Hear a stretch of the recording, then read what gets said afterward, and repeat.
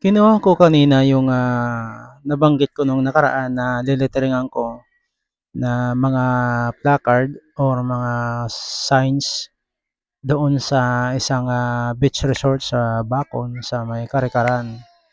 Ang, pangalan ng beach resort ay, Fisherman's Hut. So, kahapon hindi daw kayang, dalhin dito ng kausap ko na nagpa-lettering nito dahil meron silang, kamag-anak na namatay. Kaya nag-decide ako na ako na lang ang kukuha doon sa kanya. So, shoutout nga pala kay, Johnny Distaho Dino. Siya pa yung, nagpagawa sa akin itong mga placard na ito para sa beach resort na kanyang pinagtatrabahuhan.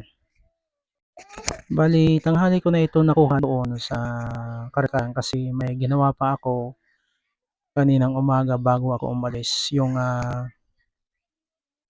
silk screen na gagamitin ko ay, may mga kaunting, sira kaya naretoke ko muna kaninang umaga bago ako umalis para kunin itong, mga plywood na kinat at, pininturahan ng white na aking, liliteringan.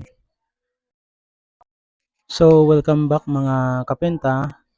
Ito po yung ating, content ngayong araw na ito.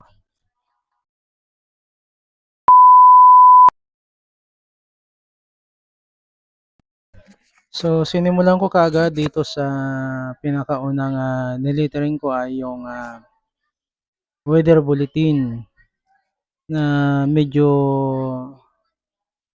kapos sa space ng konti.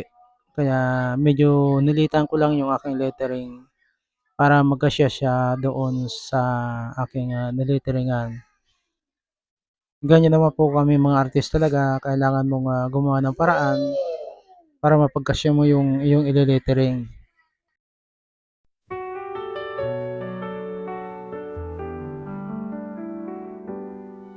Bakit kita inibig? Bakit kita minahal? Iyan ang tanong ng puso, may suliraning tinataglay. Ayaw ko nang umibig, ayaw ko nang magmahal. Ngunit di maiiwasan, pagkat lagi kang natatanaw. Ikaw ba ang hulog ng langit, ang lunas sa pusong may hapis, nangangambang baka maulit, tumanas ng walang hanggang pagtitiis? Bakit kita inibig? Bakit kita minahal? Kayong aking panatang di naiibig kailan pa man.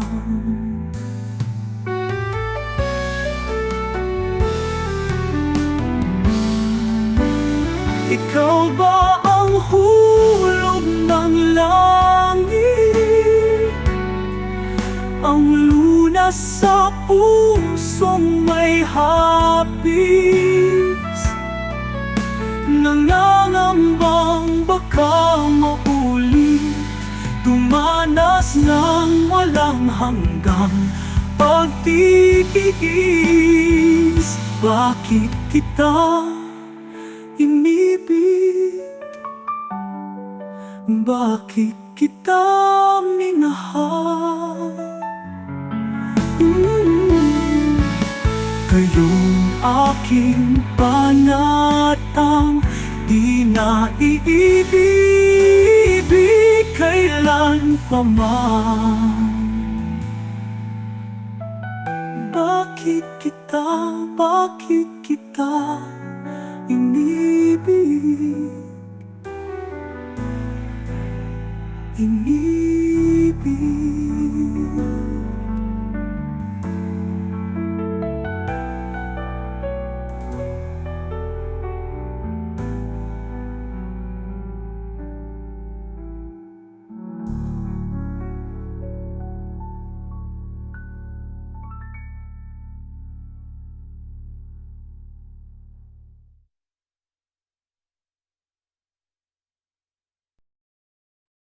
Napakaganda ng, kulay pula na nabili ko.